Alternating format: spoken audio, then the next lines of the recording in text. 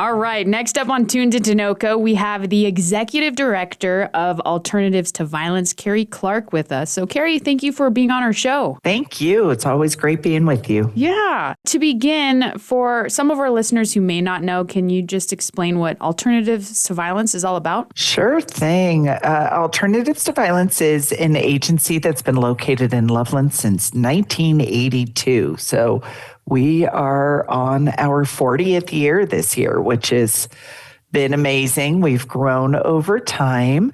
Alternatives to Violence provide shelter, advocacy, education, and resources for people who have been impacted by domestic violence, sexual assault, and human trafficking.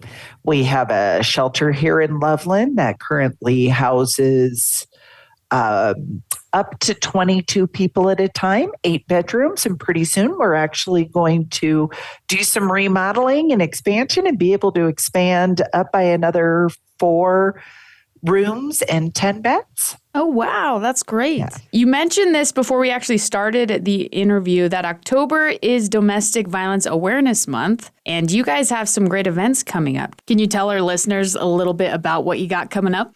Absolutely. You know, the goal of Domestic Violence Awareness Month is to spread awareness, basically. People need to know and learn about domestic violence so that we can work as a community to stop it. So to kick off the month, we have our Pause and Reflect event, which is coming up this Saturday, October 1st at 11 a.m., and that will be located at the Foot Lagoon Amphitheater in Loveland, down by the library and by City Hall and those areas down there around the lagoon. So we are going to do a little parade, bring your pets, dress them in purple. The reason that we do this is because pets are a big reason why domestic violence victims don't want to leave their abusive partner. Really? Many abusive partners will also use pets as a tool to manipulate the person that they're abusing. So we want to raise awareness around that. You'd be amazed here at Alternatives to Violence how many phone calls we get that say, what do I do? I want to leave, but I don't know what to do with my pet. And really want to educate people on that. So for sure, I Saturday, had no idea. yeah, it is horrible. And sometimes people will harm the pets just to get back at the person they're trying to control. It's really, really sad. So we want to raise that awareness, and let's do it in a fun way. Let's get everybody in the community to bring their dogs down, dress them in purple, not dress them in purple, have them walk around. Again, starts at 11 a.m. this Saturday, October 1st at the Foot Lagoon Amphitheater. We will also have a few trucks from local pet-related businesses where they can get some activities, maybe some pet grooming, learn some things. They can register for the event on our website at alternatives-to-violence.org/DVAM, which stands for Domestic Violence Awareness Month. And on there, they can register for $10. You get a gift bag full of pet goods, puppy goods. If not, if you don't want to register, you can either register on site that morning or come down and just walk with us and look at the pets we've got going on. That's so great. It sounds super fun. You guys heard that? Yeah. Head to the Foot Lagoon in Loveland October 1st. Registration is only $10 and you can register at alternatives-to-violence.org/DVAM. Bring your pet. This is for Domestic Violence Awareness Month. Coming up after October 1st, you guys also have a Q&A panel on October 19th. What should people know about that event? We do. Well, if people follow the news, we've had a few issues in Loveland recently, particularly with violence. 2 murders have actually occurred that are domestic violence related murders, and we want to stop this from happening. So the more the community knows, the more that we can help and stop and watch for people that we know. So on October 19th at the library, we will be having a panel Q&A session from 5:30 to 7. It's totally free. It's also virtual if people cannot make it down to the library. We'll have a brief discussion of domestic violence, how to recognize it. And then we'll have a panel of experts that'll be able to answer questions. That will also include a domestic violence survivor, as well as some of our advocates who work on a daily basis with domestic violence victims.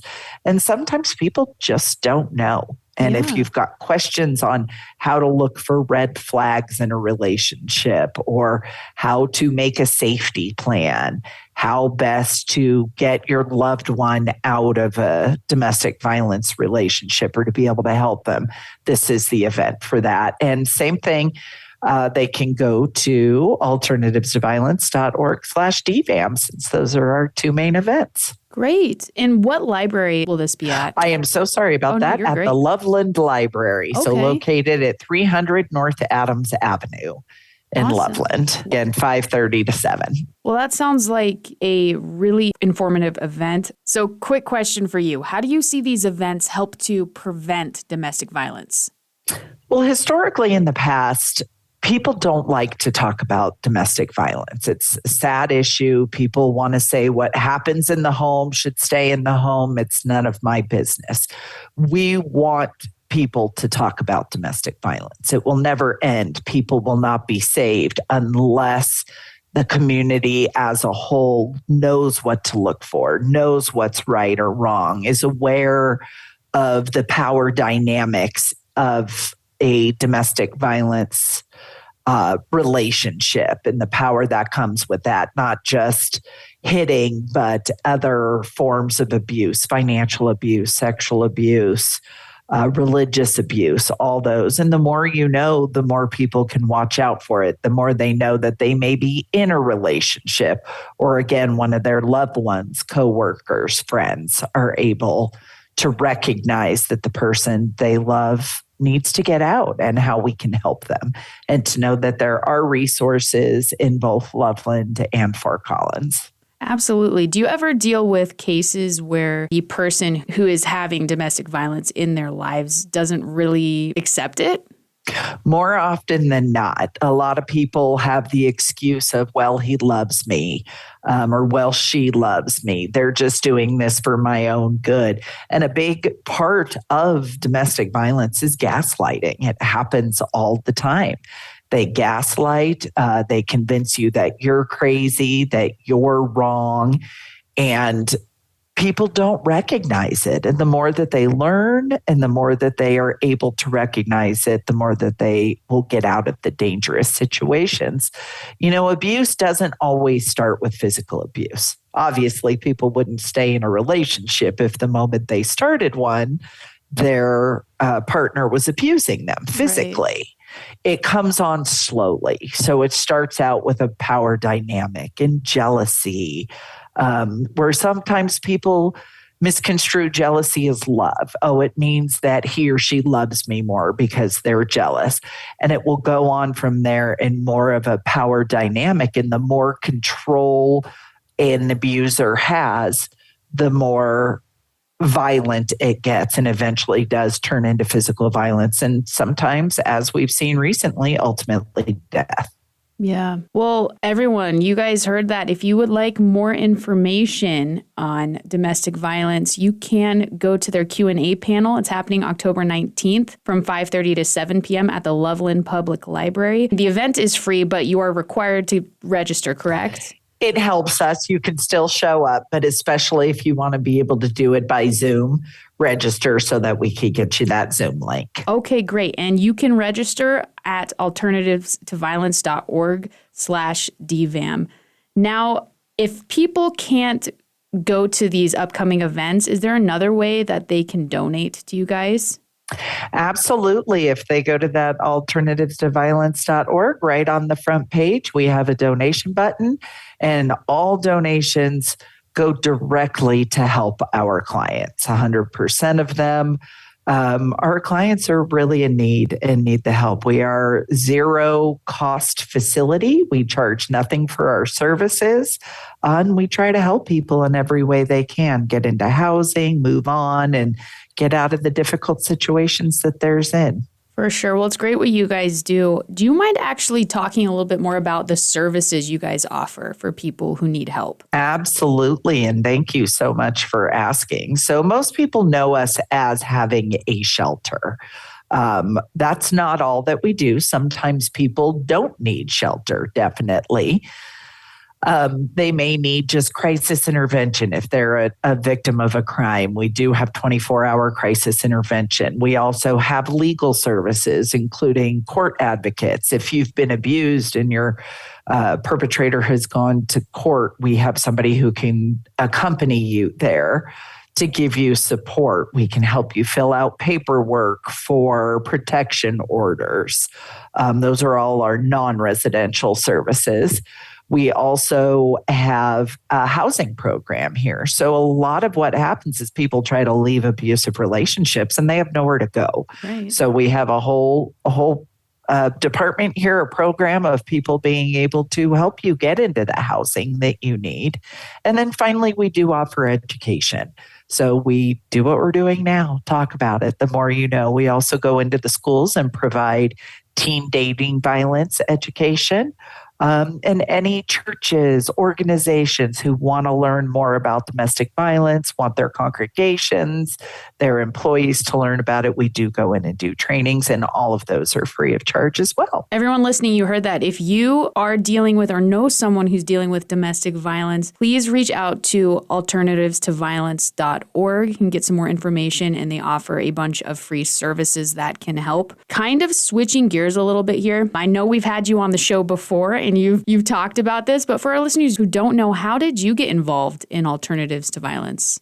It's a passion of mine. I have had a sister who was a victim of domestic violence, and I wanted to see what I can do to help. Got into it as much as I could, and it is just a passion. I want to make changes. I want to be able to help people who need the help. I know in our own family dynamic that it was hard to talk about. It was hard for my sister to talk about. She was isolated from her family, and a lot of abusers do that. And I don't want to see that happen. Fortunately for my sister, she got out of the relationship and things turned out okay, but for some people it doesn't. So It's my goal to get as many people out as we possibly can. Well, we are so grateful that you're doing what you're doing. It's pretty incredible. Everyone listening, they have 2 events coming up where you can help those who are dealing with domestic violence. They have Pause and Reflect happening October 1st and the Q&A panel happening October 19th. So make sure you go check those out. You can get more information at alternativestoviolence.org/DVAM. Before I let you go, is there anything else you'd like our listeners to know? I just hope that we see as many people down there as we can, especially Pause and Reflect. How cool is that going to be to see a bunch of puppies, maybe even cats or birds? I have no idea, but come on down and show off your pets and get some goodies while you're at it. Yeah, seriously, get out there, you guys. Well, Kari, thank you. Thank you, Ashlee. I appreciate it.